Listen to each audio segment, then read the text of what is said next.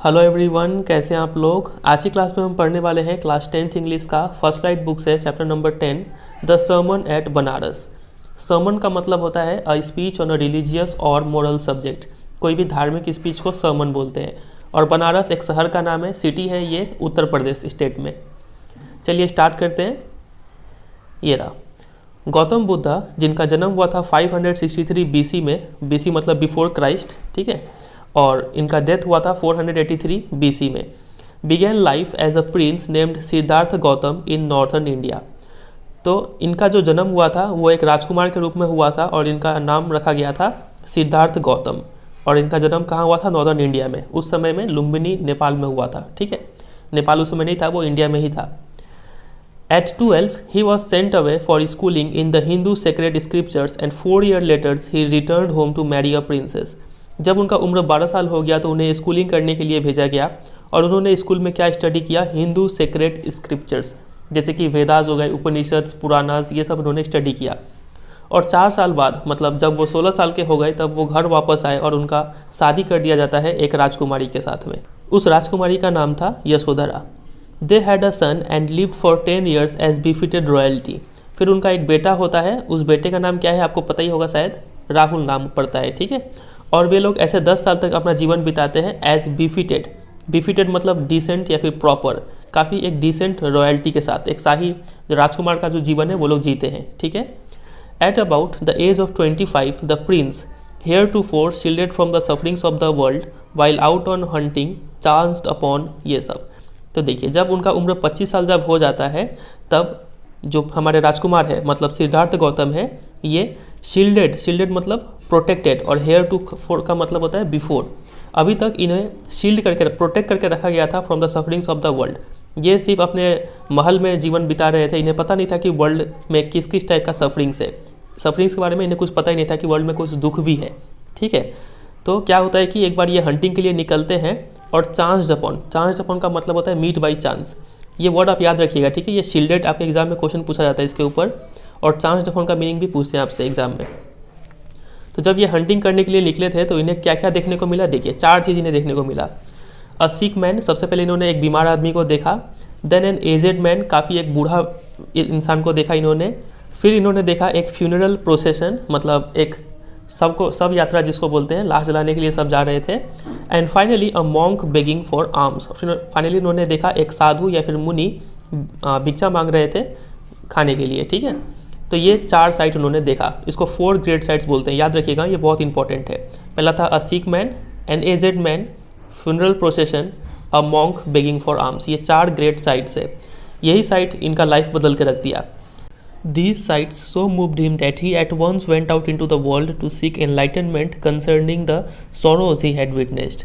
तो जब सिद्धार्थ गौतम ने ये सब साइट्स को देखा तो इतने प्रभावित हो गए कि वो एक बार में डिसीजन ले लिए कि वो अब बाहर की दुनिया में जाएंगे।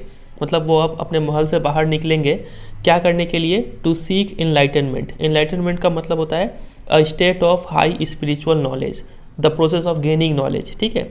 उन्हें ज्ञान चाहिए था, किस चीज़ से रिलेटेड ज्ञान? Concerning the sorrows he had witnessed. उन्होंने इतना सारा जो दुख देखा, ये दुख का रीज़न क्या है और ये दुख सॉल्व कैसे होगा, ये चीज़ का ज्ञान लेने के लिए वो घर से निकल पड़े। और इस ज्ञान लेने का प्रोसेस को ही क्या बोलते हैं? एनलाइटनमेंट, ठीक है। He wandered for 7 years and finally sat down under a peepal tree. तो वो 7 साल तक भटकते रहे और फाइनली कहाँ बैठ गए? एक पीपल के पेड़ के नीचे बैठ गए। Where he vowed to stay until enlightenment came. वहाँ पे उन्होंने शपथ ले लिया कि वो वहाँ तक पीपल के पेड़ के नीचे तब तक बैठे रहेंगे जब तक कि उन्हें वो एनलाइटनमेंट मिल ना जाए। Enlightened after 7 days he renamed the tree the Bodhi tree, tree of wisdom, and began to teach and to share his new understandings.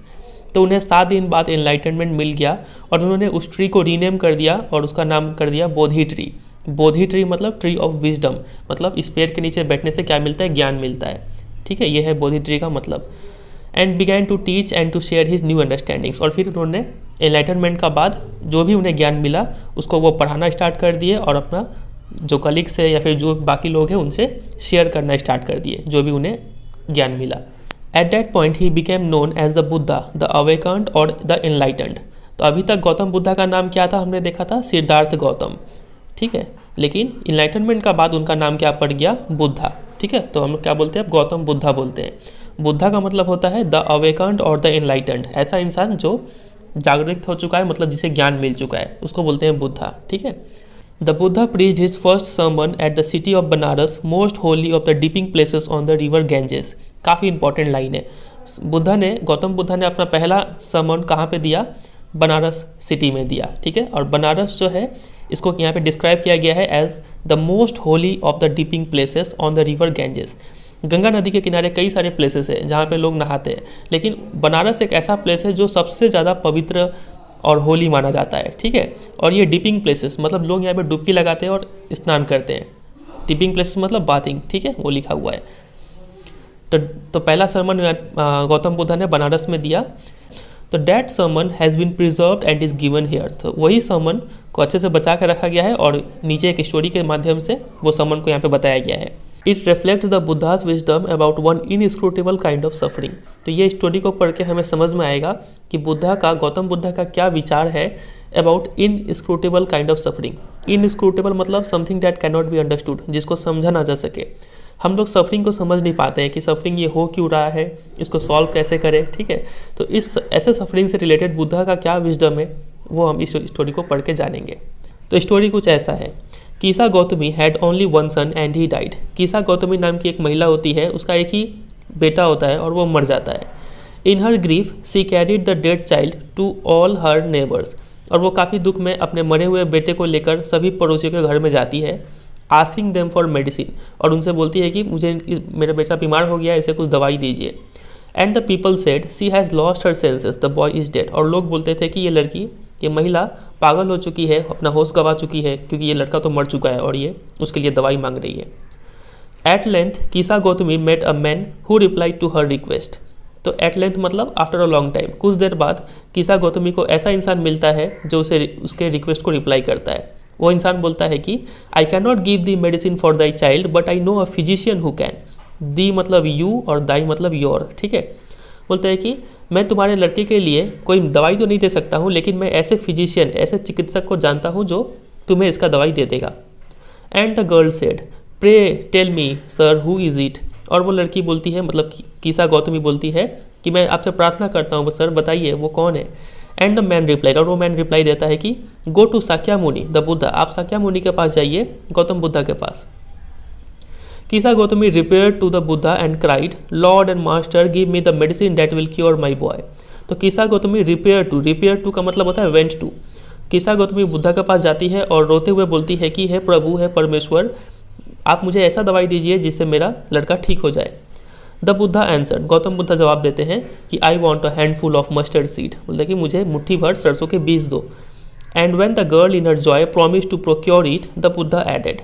और जैसे ही वो लड़की उठी वो मुट्ठी भर सरसों लाने के लिए, तभी बुद्धा ऐड करते हैं कि the mustard seed must be taken from a house where no one has lost a child, husband, parent और फ्रेंड।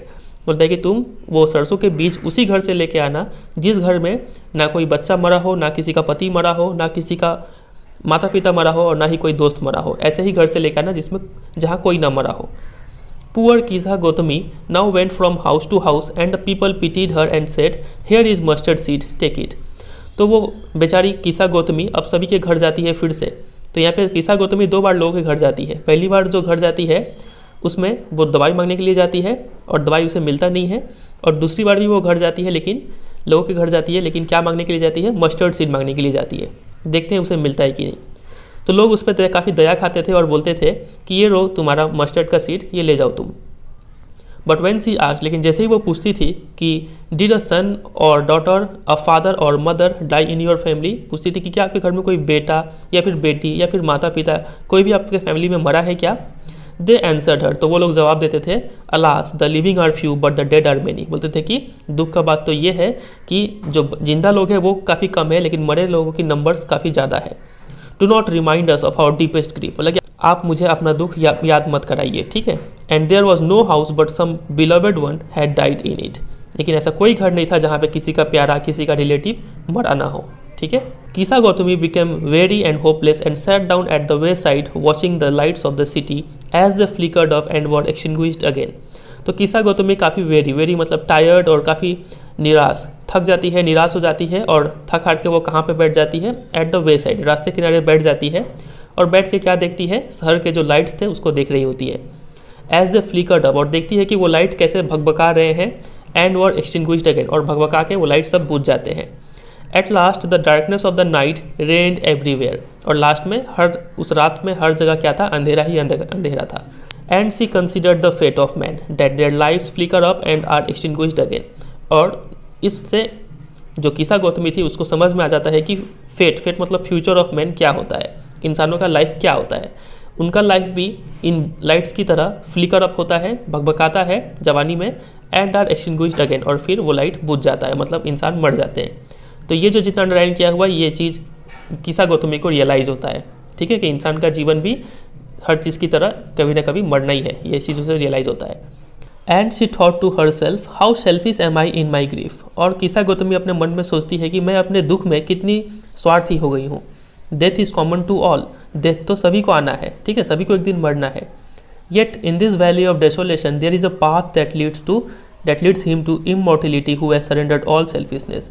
लेकिन देखिए अब ये स्टोरी का सबसे मेन लाइन है, वैली ऑफ डेसोलेशन मतलब area which is filled with deep sorrow. इस दुख भरे संसार में एक ही रास्ता है जो उसे अमर बना सकता है। इमॉर्टिलिटी मतलब जो ना मरे, ठीक है, तो अमर बनने का रास्ता क्या है, who has surrendered all selfishness, जो इंसान अपना सारा स्वार्थ सरेंडर कर दे, हटा दे अपने मन से, वो इंसान क्या हो जाएगा, अमर बन जाएगा। तो इस दुख भरे संसार में यही एक रास्ता है इमॉर्टल बनने का। तो ये सबसे मेन लाइन है, इसको भी अंडरलाइन कीजिएगा, ठीक है। तो इसमें बताया गया है कि किसा गौतमी ने क्या रियलाइज़ किया इस इंसिडेंट के बाद, ठीक है। तो ये काफ़ी इंपॉर्टेंट है, इसको अंडरलाइन कर लीजिएगा और याद भी कर लीजिएगा। अब गौतम बुद्धा कुछ बोलते हैं। The Buddha said the life of mortals in this world is troubled and brief and combined with pain. Gautam Buddha बोलते हैं कि इस पृथ्वी पे, इस वर्ल्ड में जितने भी मॉर्टल्स है, मॉर्टल्स मतलब दोज बाउंड टू डाई, मतलब जितने भी लिविंग थिंग्स है, उनका जो लाइफ है वो ट्रबल से भरा हुआ है, दुख आते रहेगा। ब्रीफ छोटा सा लाइफ है, आगे चल के मर जाना है। एंड कंबाइंड विथ पेन, और इस पूरे ही लाइफ में हमें कुछ ना कुछ दर्द या फिर सफरिंग्स होता रहेगा। काफ़ी अच्छा बात इन्होंने कहा। For there is not any means by which those that have been born can avoid dying. उन्होंने ऐसा कहा इसलिए कहा क्योंकि ऐसा कोई तरीका नहीं है जिससे कि वो इंसान जो जन्म लिया है वो डेथ को अवॉइड कर पाए, ठीक है, मतलब कैन नॉट अवॉइड डेथ, ठीक है।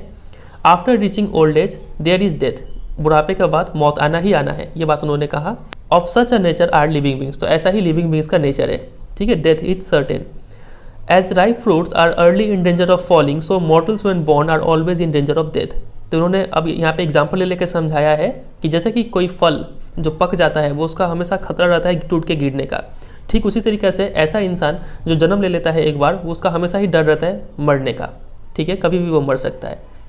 As all earthen vessels made by, एक और एग्जाम्पल वो लेते हैं कुम्हार का, ठीक है, मिट्टी के बर्तनों का। वो बोलते हैं कि as all earthen vessels made by the potter end in being broken, so is the life of mortals. जैसे कि कोई पॉटर, कोई कुम्हार जितने भी मिट्टी के बर्तन बनाता है उसका अंत कैसे होता है, टूट के ही होता है, उसी तरीके से जो लाइफ है वो भी उसी तरीके से है, उसका भी अंत मर के ही होगा, ठीक है। Both young and adult, both those who are fools and those who are wise, all fall into the power of death, all are subject to death, ठीक है। वो बोलते हैं कि कोई छोटा हो या फिर बड़ा हो, कोई बेवकूफ़ हो या फिर समझदार हो, सभी को मौत के हाथों लगना है, ठीक है। All are subject to death, सभी को एक दिन मरना है, ये बात वो बोलते हैं। मतलब death is the ultimate truth, उन्होंने ये कहा है यहाँ पे। Of those who overcome by death depart from life, a father can not save his son not kinsman their relations. तो वो बोलते हैं कि वो लोग जिसे डेथ ओवरकम कर लेता है, ठीक है, मतलब डेथ एक बार जिसको पकड़ लिया, मौत जिसको एक बार पकड़ लिया, वो इस लाइफ को छोड़ के चले जाते हैं। एक पिता अपने बेटे को नहीं बचा सकता है और कोई रिश्तेदार अपने दूसरे रिश्तेदार को नहीं बचा सकता है, कोई तरीका नहीं है, एक बार डेथ आ गया तो, ठीक है। Mark, while relatives are looking on and lamenting deeply, one by one mortals are carried off like an ox that is led to the slaughter। इस बात को ध्यान रखो कि रिलेटिव्स देखते रह जाएंगे और रोते रह जाएंगे, अफसोस करते रह जाएंगे, और एक एक करके जितने भी मॉर्टल्स, जितने भी जीव है इस पृथ्वी पे, वो सब यहाँ से चले जाएंगे, ठीक उसी तरीके से जैसे कि एक बैल को ले जाया जाता है कसाई खाने में, ठीक है, उसे मारने के लिए। So the world is afflicted with death and decay, therefore the wise do not grieve knowing the terms of the world। इसीलिए इस वर्ल्ड में हमेशा से क्या रहा है, डेथ रहा है और डिके रहा है। इसीलिए जो समझदार होते हैं, जो वाइज होते हैं, वो कभी भी दुख नहीं मनाते हैं, knowing the terms of the world, यही दुनिया का रीति है, ठीक है। इस नियम को फॉलो करना ही पड़ेगा, समझे कि नहीं समझे, आगे बढ़ते हैं। और यहाँ पे एक वर्ड ये अफ्लिक्टेड विथ मतलब सफरिंग फ्रॉम, बहुत इंपॉर्टेंट है ये, इसके ऊपर क्वेश्चन बहुत बार आ चुका है बोर्ड एग्जाम में, ठीक है। अफ्लिक्टेड मीन्स होता है अफेक्टेड बाई सफरिंग, डिजीज और पेन, कोई भी चीज़ को सफ़र करना। तो यहाँ पे वर्ल्ड सफ़र कर रहा है किससे? डेथ से और डिके से, ठीक है। Not from weeping nor from grieving will anyone obtain peace of mind, on the contrary his pain will be the greater and his body will suffer. Gautam Buddha बोलते हैं कि कितना भी रोइए, कितना भी दुख मनाइए, इससे शांति नहीं मिलेगा। इसके विपरीत वो जो दुख है वो और भी बढ़ता चला जाएगा। जितना रोएंगे, जितना शोक मनाएंगे, वो दुख और बढ़ता चला जाएगा और उसका बॉडी सफ़र करेगा। He will make himself sick and pale, रो रो के आप बीमार पड़ जाएंगे, पीले पड़ जाएंगे। Yet the dead are not save by his lamentation, लेकिन जो मर चुका है, आप कितना भी दुख मना लीजिए, कितना भी रो लीजिए, लेमेंटेशन मतलब एक्सप्रेशन ऑफ सॉरो, कितना भी दुख दिखा लीजिए, वो मरा हुआ इंसान वापस नहीं आएगा। He who seeks peace should draw out the arrow of lamentation and complaint and grief. तो ऐसा इंसान जिसको थोड़ा शांति चाहिए, उसको क्या करना चाहिए? Draw out the arrow of lamentation and complaint and grief. उसे अपने कमान से ये तीर निकाल देना चाहिए। रोने धोने का, कंप्लेन करने का, दुख मनाने का, ये सब चीज़ जितना जल्दी छोड़ दो उतना बेहतर रहेगा, उतना जल्दी पीस मिलेगा, ठीक है। He who has drawn out the arrow and has become compose will obtain peace of mind. He who has overcome all sorrow will become free from sorrow and be blessed. अब यहाँ पे काफ़ी अच्छा बात उन्होंने कहा, ऐसा इंसान जो ये तीर निकाल चुका है, ये एरो निकाल चुका है। कौन सा arrow? Arrow of lamentation, complain and grief. तो ऐसा इंसान जो इस सब चीज़ों से पीछा छुड़ा लिया है, वो इंसान कंपोज्ड मतलब काफ़ी काम बन जाएगा, काफ़ी शांत रहेगा, और ऐसे इंसान को ही पीस ऑफ माइंड मिलेगा, ठीक है, शांति मिलेगा। ही who has overcome all sorrow, और ऐसा इंसान जो सारे दुखों से ऊपर उठ जाए, वो इंसान को और कोई दुख नहीं होगा। और यही एक तरीका है जिससे हम अपने सफरिंग को कम कर सकते हैं, ठीक है, और बी ब्लेसेड, ठीक है। तो ऐसा करके वो एंड करते हैं। तो ये जितना भी अंडरलाइन किया गया है, सब इंपॉर्टेंट पॉइंट्स है। आप जब भी आंसर लिखेंगे इससे रिलेटेड, तो ये सब जो फ्रेजेस है आपके आंसर में होना चाहिए। जितने भी अंडरलाइन किए हुए ये सब मेन पॉइंट्स है, ठीक है। तो इसी के साथ ये स्टोरी एंड होता है। और ये स्टोरी का सोर्स ये रहा बेटी Renshaw, values and voices, a college reader 1975। इस बुक से ये स्टोरी